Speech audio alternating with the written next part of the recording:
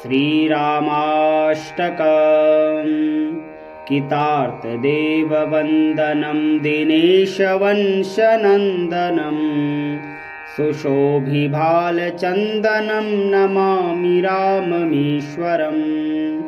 मुनीन्द्रयज्ञकारकं शिलाविपत्तिहारकं महाधनुर्विदारकं Namami राममीश्वरम् स्वतात वाक्यकारिणं तपोवने विहारिणं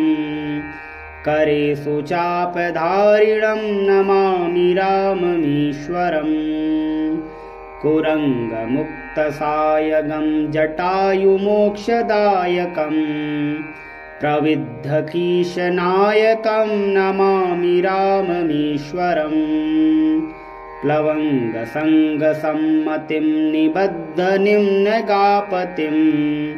दशास्य वंशसंक्षतिं Namami राममीश्वरम् विदीनदेहहर्षणं कपीप्सितार्थवर्षणं